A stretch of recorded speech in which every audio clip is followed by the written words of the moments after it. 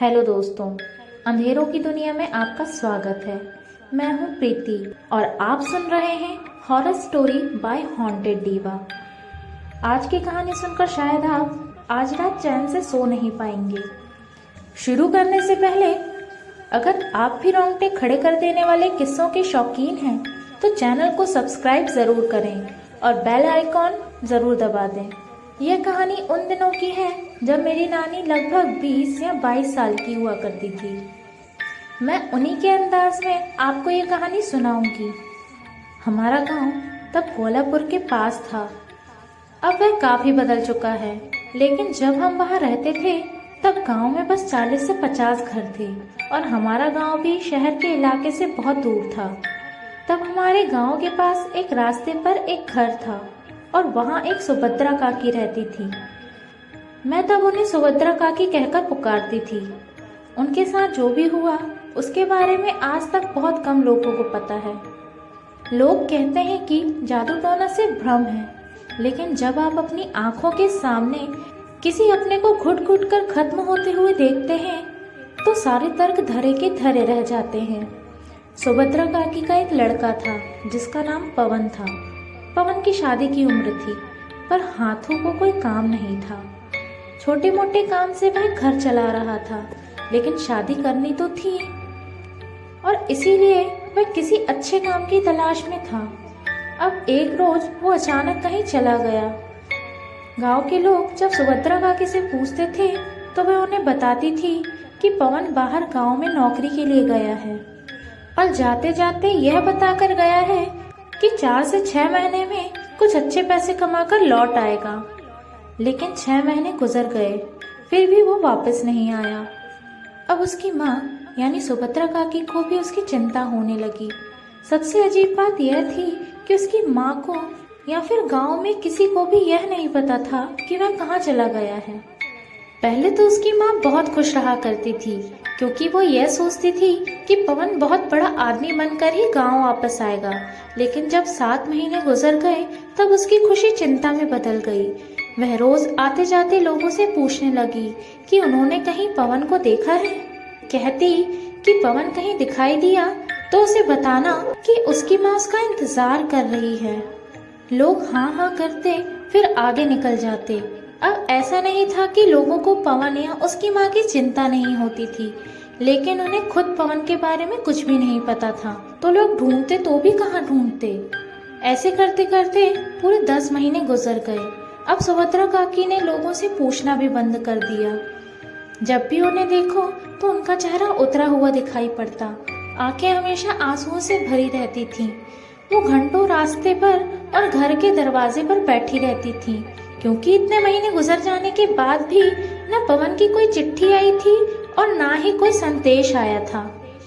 मैं कभी कभी सुभद्रा काकी के घर जाकर बैठ जाती थी, उन्हें समझाती थी या अपने साथ कहीं काम पर ले जाती थी, ताकि उन्हें अपने बेटे का ज्यादा ख्याल ना आए और वह ठीक रहें। उन्होंने भी धीरे धीरे इस बात को लगभग मान ही लिया था कि उनका बेटा अब शायद वापस नहीं आएगा। पर एक रोज जैसे चमत्कार हुआ। करीब 11 महीने बाद पवन घर वापस आ गया। उसकी माँ खुशी से फूली नहीं समाई। सिर्फ मैं ही नहीं बल्कि पूरा गांव पवन को देखने के लिए उसके घर चला गया। लेकिन जो बात हम सब ने महसूस की, शायद उसकी माँ ने महसूस नहीं की थी कि वो पुराना पवन नहीं था। उसके चेहरे का तेज गायब था, शरीर सूखकर काटा हो गया था, आंखों के नीचे गहरे काले घेरे बन गए थे और उसके साथ एक औरत थी। वो शायद उसकी बीवी थी, पर उसे देख एक अजीब सा एहसास होता था। दिखने में वह भले ही बहुत सुंदर थी, पर जब भी कोई उसे देखता उसके चेहरे पर एक मायावी हंसी फैल जाती थी, ऐसे जैसे वो अपनी हंसी के पीछे कुछ छुपा रही हो। उसकी आंखें बहुत बड़ी और स्थिर थी। जब भी वह किसी को देखती तो ऐसा महसूस होता जैसे वह तुम्हारे मन के अंदर झांक रही हो। पवन की माँ यानी सुभद्रा काकी से जब दूसरे दिन मेरी मुलाकात हुई तब काकी ने मुझे बताया कि उस लड़की का नाम माया है और वो एक बंगालन है। अब यह सुनते ही मुझे बहुत ही अजीब सा लगा कि पवन ने किसी बंगालन से कैसे शादी कर ली। उसकी माँ का भी यही कहना था और जब पवन घर आया था तब सुभद्रा काकी ने भी उसे यही कहा था कि तूने बिना पूछे इससे विवाह कैसे कर लिया। और तब पवन ने अपनी माँ की तरफ देखा। उसकी आंखों में कोई जज्बात नहीं थे। उसने बस इतना कहा, माँ, ये मेरी पत्नी है और अब से ये यहीं रहेगी। असल में काकी उस लड़की को अपनाना नहीं चाहती थी, पर एक तरफ बेटा 1 साल बाद घर वापस आया था, ऊपर से वह उसे कुछ कहती तो उसे यह डर था कि वह फिर से कहीं चला न जाए, और इसीलिए काकी ने ना चाहते हुए भी वह सब अपना लिया। काकी अब ऊपर ऊपर से तो खुश दिखाई दे रही थी, लेकिन शायद अब उसे किसी और बात की चिंता सताने लगी थी। कभी मिलती तो कहती कि घर में हमेशा किसी न किसी बात को लेकर उनमें झगड़ा चलता है। कभी कभी तो देर रात उनके घर से झगड़े की, चिल्लाने की आवाज़ आया करती थी। ऐसे ही एक एक कर दिन बीत रहे थे। गांव के लोग भी यह सब देख रहे थे, देखते पर क्या करते, क्योंकि पवन अब पूरी तरह बदल चुका था। वो ना तो किसी से मिलता था, ना कहीं बाहर जाता था। कभी दिखाई भी देता तो मुंह फेर कर आगे चला जाता। वह दिन भर माया के साथ एक कमरे में ही बैठा रहता था। ताज्जुब की बात यह थी कि मुझे कुछ दिन बाद पता चली, पवन जो पहले अपनी माँ के हाथ की बनी रोटी खाया करता था, उसके बिना वह पानी तक नहीं पीता था, पर अब वह सुभद्रा काकी के हाथ के बने खाने को छूता तक नहीं था, और वह वही खाता था जो माया उसे अपने कमरे में बंद करके खिलाती थी। धीरे धीरे गांव में कानाफूसी होने लगी कि पवन पर वशीकरण किया गया है। सुभद्रा काकी को भी शक होने लगा था, क्योंकि पवन की हरकतें अब इंसानी नहीं लग रही थी। वह कभी खुद से ही बातें करने लगता, तो कभी घंटों तक किसी चीज को बस घूरते रहता। उसकी बीवी जब भी किसी काम से बाहर कहीं जाया करती थी, तब वो बस किसी पुतले की तरह बैठा रहता था। वो तब अपनी माँ से भी बात नहीं करता था। कोई कुछ पूछे, कोई सवाल करे तो बस मुंह से हाँ हाँ करता, जैसे उसे कुछ भी समझ नहीं आ रहा हो। कभी कहता कि अरे इतने धीरे क्यों बात कर रहे हो, थोड़ा जोर से बात करो, थोड़ी ऊंची आवाज में, और अपने ही कानों पर थपेड़े मारने लगता। उसका ये बर्ताव देख उसकी माँ और हम सब डर जाते थे, और यह सब अजीब बर्ताव देखने के बाद गांव के लोगों ने सुभद्रा काकी को उसकी बहू माया पर ध्यान रखने के लिए कहा। ऐसे ही एक रात की बात है। वो बहुत गहरी रात थी। सब तरफ सन्नाटा पसरा हुआ था। सुभद्रा काकी भी गहरी नींद में थी, लेकिन बीच रात अचानक उसकी नींद खुल गई। जब वह जागी तो उन्हें घर में कुछ अजीब सा महसूस हुआ। हवा में एक अजीब सा भारीपन था, जैसे कहीं कोई चीज बहुत धीमी आंच पर जल रही हो। उन्होंने ध्यान से कुछ सुनने की कोशिश की, और तब उन्हें पवन के कमरे से कुछ फुसफुसाने जैसी आवाज सुनाई दी। काकी ने धीरे से उठकर दबे पांव दरवाजे के पास जाकर अंदर झांका, और कमरे का नजारा देख उनका कलेजा मुंह में आ गया। कमरे के बीचों बीच माया बैठी थी। उसने अपने बाल खोल रखे थे, और उसके बदन पर एक भी कपड़ा नहीं था। उसका पूरा शरीर पसीने से भीगा हुआ था। वह सब देखकर काकी का शरीर एक पल के लिए कांप गया। काकी ने और ध्यान से देखा तो माया के सामने पीतल की एक थाली रखी थी, जिसमें कुमकुम का एक घेरा बना हुआ था, और उस घेरे के ठीक बीच में आटे से बनी एक छोटी सी गुड़िया रखी थी। सुभद्रा काकी अपनी सांसें रोककर वो सब देख रही थी। काकी ने आगे देखा कि माया ने एक सुई उठाई और उसे उस गुड़िया के सीने में धीरे धीरे चुभोने लगी। जैसे ही सुई अंदर गई, कोने में लेटे पवन के मुंह से एक दबी हुई चीख निकली। वैसे वो सोया हुआ था, पर वो ऐसे झटपटाया जैसे नींद में उसे कोई गहरा दर्द हुआ हो। सुभद्रा काकी चाहती तो थी कि उसे अभी के अभी सबक सिखाए, पर माया का वह भयानक रूप देखकर वह घबरा गई। काकी ने डर के मारे अपना मुंह हाथ से दबा लिया। काकी को डर था कि कहीं वो उसे मार न दे। फिर उन्होंने देखा कि माया ने उस गुड़िया के पैरों पर कोई काला धागा लपेटा और फिर उस पर कुछ पानी छिड़का। अचानक वो गुड़िया जमीन पर थोड़ी हिली मानो उसमें जान आ गई हो। और तब माया ने हंसकर कहा, एक और रात और बस एक आखिरी पड़ाव, और उसके बाद तू कभी भी इस घर का नहीं हो पाएगा। सुभद्रा काकी भागकर अपनी जगह पर चली गई और बिस्तर में खुद को छुपा लिया। वो डरावना नजारा देखकर उनका पूरा शरीर कांप रहा था। उन्हें समझ आ गया कि पवन अपनी मर्जी से वहां नहीं रुका है, बल्कि उसे उस गुड़िया के जरिए कैद कर लिया गया है। वो जो खाना उसे खिला रही थी उसमें भी जरूर कुछ मिलाया जा रहा था, ताकि पवन का दिमाग पूरी तरह सुन्न हो जाए। और काकी को तब याद आया कि पिछले कुछ दिनों से उन्होंने माया के हाथ का बना खाना खाया ही नहीं था। अगले दिन काकी ने ठान लिया कि कुछ भी हो जाए वो पवन को बचा कर रहेगी। अगले दिन की सुबह होते ही उसकी बहू नहा धोकर कहीं बाहर चली गई और पवन घर के पीछे गड्ढा खोद रहा था। सुभद्रा काकी ने पवन को अकेले पाकर उससे पूछा कि यह तू क्या कर रहा है? तू कहीं पागल तो नहीं हो गया? तब उसने बताया कि माया और उसे वहाँ एक पेड़ लगाना है। सुभद्रा काकी को उसकी बात पर जरा भी यकीन नहीं था, पर फिर भी उन्होंने हाथ जोड़कर पवन से कहा, बेटा वो तुझ पर वशीकरण कर रही है, वह तुझे मार डालेगी। मैंने खुद अपनी आंखों से देखा है, वो तुझ पर जादू कर रही है। ये पेड़ लगाना कोई बहाना है, वो जरूर तेरे साथ कुछ करना चाहती है। तू चल मेरे साथ, हम अभी इसी वक्त गांव के मंदिर के पुजारी के पास चलेंगे। पवन ने तब बहुत क्रूरता के साथ अपनी माँ का हाथ झटक दिया और उसने उनकी आंखों में झांकते हुए कहा, माँ, माया के खिलाफ एक भी शब्द कहा तो मैं हमेशा हमेशा के लिए ये घर छोड़कर चला जाऊंगा, और अगर तुमने उसे घर से निकालने की कोशिश भी की तो मैं अपनी जान दे दूंगा। सुभद्रा काकी समझ गई कि अब बात हाथ से निकल चुकी है, पर उसे समझ नहीं आ रहा था कि क्या करे, क्योंकि कुछ भी करे तो बेटे को खोने का डर सबसे ज्यादा था। वो अब बस एक कठपुतली था। पवन ने माँ को घूर कर देखा और वो फिर से गड्ढा खोदने लगा। उस दिन सुभद्रा काकी ने शांति से काम लिया। गांव के लोगों को भी उसने कुछ बताया नहीं। उसे डर था कि गांव के लोग गुस्से में आकर कुछ गलत सलत ना कर बैठें, और इसीलिए उसने चुपचाप से सिर्फ गांव के पुजारी को यह बात बताई। मौका अच्छा था क्योंकि माया उस दिन घर में नहीं थी। तब पुजारी जी ने भी अपनी तरफ से जो भी उपाय करने थे वह सब कर लिए।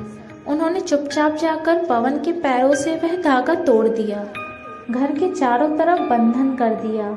उन्हें अब बस माया और पवन के बीच जो वशीकरण का बंधन था उसे तोड़ना था। उस बंधन से पवन को छुड़ाना था, और उसके लिए पवन को मंदिर ले जाना बहुत जरूरी था। लेकिन जब वह पवन को समझा रहे थे तभी माया बाहर कहीं से घर लौट आई, और उस पर बाहर ही खड़े होकर उसने घर को ऐसे देखा जैसे वहाँ कुछ बदल गया हो। कुछ देर बाहर से निहारने के बाद उसने हंसते हुए घर के अंदर कदम रखा, और तब उसकी हंसी ऐसी थी जैसे वहाँ जो भी किया गया था उन सबसे उसे कोई फर्क नहीं पड़ा हो। माया के अंदर जाते ही पवन भी उसके पीछे पीछे अपने कमरे में चला गया। सुभद्रा काकी और पुजारी जी हाथ पर हाथ धरे बैठे रह गए। तब पुजारी जी ने सुभद्रा काकी को बताया कि जिस तरह से वह अंदर चली गई है उससे यह बात साफ है कि हमारा कोई भी उपाय उसके तंत्र पर काम नहीं कर रहा है। गांव वालों को यह सब बताना जरूरी है, पर जैसा उसका व्यवहार है वो औरत हमसे जरूर एक कदम आगे होगी। वो बहुत होशियार है, उसने इस सब की तैयारी पहले ही कर ली होगी, और अगर ऐसा हुआ तो बहुत बुरा हो सकता है, इतना बुरा कि हम सोच भी नहीं सकते। सुभद्रा काकी ने घबराई रोती आवाज में पूछा, तो अब क्या करें, कोई तो उपाय होगा। तब पुजारी जी ने कहा, अभी इसी वक्त कुछ करना ठीक नहीं होगा, किसी बड़े गुरु या तांत्रिक से बात करनी होगी। तब तक तुम अपने बेटे पर ध्यान रखो, मैं जाकर देखता हूँ कि कोई उपाय मिलता है या नहीं। और ऐसा बोलकर पुजारी जी चले गए। अब सुभद्रा काकी भी देखने के सिवाय कुछ नहीं कर सकती थी। और धीरे धीरे रात हो गई। वो रात बहुत शांत थी, जैसे किसी की मौत हो गई हो। गांव में भी अजीब सा सन्नाटा था, पर माँ का प्यार भी अजीब होता है। सुभद्रा काकी ने अपनी पुरानी पेटी से गंगा जल की बोतल निकाली और एक छोटा सा लॉकेट निकाला, इस उम्मीद में कि शायद उससे वह अपने बेटे को बचा ले। उस रात भी काकी ने खाना नहीं खाया। रात के 11 बजे होंगे। सुभद्रा काकी को जरा भी नींद नहीं आ रही थी। वो अपने कमरे के दरवाजे से पवन के कमरे पर नजर रखे हुए थी और तब अचानक उन्हें अंदर से घसीटने की आवाज़ सुनाई दी। काकी एकदम से चौकन्नी हो गई। वो उठकर दबे पांव अंदर के दरवाजे के पीछे चली गई और वहीं से छुपकर उन्होंने अंदर देखा कि पवन अपने सुध-बुध खोकर बिल्कुल किसी लाश की तरह धीरे धीरे पीछे के आंगन की ओर बढ़ रहा था और उसके ठीक पीछे पीछे माया चल रही थी। उसके बाल खुले हुए थे और उसके हाथ में वही पीतल की थाली और एक जलता हुआ दिया था। वो देख सुभद्रा काकी ने अपनी साड़ी का पल्लू अपने दांतों तले दबाया और वह भी उनके पीछे पीछे झाड़ियों की ओट में छुपकर आंगन तक पहुंच गई। पीछे आंगन के बीचों बीच एक छोटा सा गड्ढा खुदा हुआ था। माया ने वहीं पास में दिया रखा और पवन को उस गड्ढे के सामने बैठने का इशारा किया। पवन बिना किसी विरोध के किसी पत्थर की तरह वहां जाकर बैठ गया। उसकी आंखें पूरी तरह खुली थी, पर उनमें कोई हलचल नहीं थी। और फिर माया ने अपने पल्लू में बंधी हुई आटे की गुड़िया निकाली। इस बार वो गुड़िया एक काले कपड़े में बंधी हुई थी। फिर उसने पवन के चेहरे को सहलाते हुए कहा, बस कुछ पल और, फिर तुम हमेशा के लिए मेरे हो जाओगे। फिर तुम्हें कभी किसी की याद नहीं आएगी, ना तुम्हारी माँ की, ना इस गांव की। सुभद्रा काकी यह सब देख रही थी, वो सब सुन रही थी और यह सब सुनकर उसका खून खौल रहा था, पर वो सही मौके का इंतजार कर रही थी। उन्होंने देखा कि माया ने एक छोटी सी छुरी निकाली और अपनी हथेली पर एक चीरा लगाया। चीरा लगाते ही खून तेजी से बहने लगा।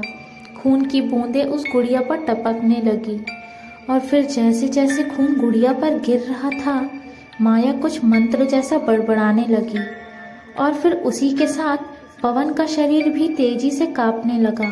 उसे अचानक से पसीना आने लगा और वह दर्द से तड़पने लगा, लेकिन अब भी उसके मुंह से आवाज़ नहीं निकल रही थी। वो सब करते हुए, मंत्र बड़बड़ाते हुए माया ने उस गुड़िया को उठाया और उसे गड्ढे में रखा। फिर उसने एक नज़र आसपास देखा और उस पर मिट्टी डालनी शुरू की। अब सुभद्रा काकी को कुछ ठीक नहीं लगा। उन्होंने अब और इंतज़ार करना ठीक नहीं समझा और वो चिल्लाती हुई झाड़ियों से बाहर निकली। बस कर टायन, छोड़ दे मेरे बेटे को, छोड़ उसे। तू क्यों उसे मुझसे छीनना चाहती है? सुभद्रा काकी ने अपने पास का गंगा जल माया के ऊपर उड़ेल दिया। जैसे ही गंगा जल की कुछ बूंदें माया के शरीर पर पड़ी, उसके मुंह से चीखें निकलने लगी। उसका शरीर जलने लगा। माया को सुभद्रा काकी की इस हरकत से बहुत गुस्सा आ गया था। उसका चेहरा गुस्से से काला पड़ गया और वो तड़पने लगी। अपने शरीर को रगड़ते हुए उसने कहा, तूने बहुत बड़ी गलती कर दी बुढ़िया, अब तुझे इसका अंजाम भुगतना होगा। और ऐसा कहकर माया ने पूरी ताकत लगाकर उस गुड़िया को मिट्टी के अंदर जोर से दबाया और एक एक कर उस पर लात मारने लगी। ऐसा करते ही पवन का पूरा शरीर जैसे लकवा मार गया। वो एकदम से नीचे गिर पड़ा और झटपटाने लगा। उसके शरीर में एक अजीब सी ऐंठन हुई। उसका गला जैसे किसी अदृश्य फंदे से खींचने लगा। उसे सांस लेने में भी तकलीफ हो रही थी, क्योंकि तब पवन अपना गला पकड़कर जमीन पर पड़े पड़े तड़प रहा था। सुभद्रा काकी दौड़कर उसके पास चली गई। उसका सर अपनी गोद में उठाकर उसका चेहरा वो सहलाने लगी। पवन, पवन देख मेरी तरफ, देखना, आंखें खोल। पवन, पवन देख, तुझे कुछ नहीं होगा। मैं हूं ना तेरे साथ, तुझे कुछ नहीं होगा। और एक आखिरी बार पवन ने अपनी माँ की आंखों में देखा। पहली बार उसकी आंखों में उसे वही पुराना पवन नजर आया। उसने कांपते हाथ से अपनी माँ का हाथ पकड़ा और उस पल उसकी आंखों से आंसू निकलने लगे। सुभद्रा काकी को उसका चेहरा देखा नहीं जा रहा था। काकी पागलों की तरह चिल्लाते हुए उस गड्ढे को अपने हाथों से खोदने लगी। मिट्टी हटाते हुए उसके नाखून टूट गए।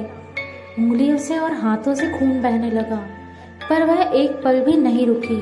वो चीख रही थी, गड्ढे से मिट्टी को हटाते हुए गांव वालों को पुकार रही थी और गड्ढा खोदते हुए आखिरकार उसे वो गुड़िया मिल गई।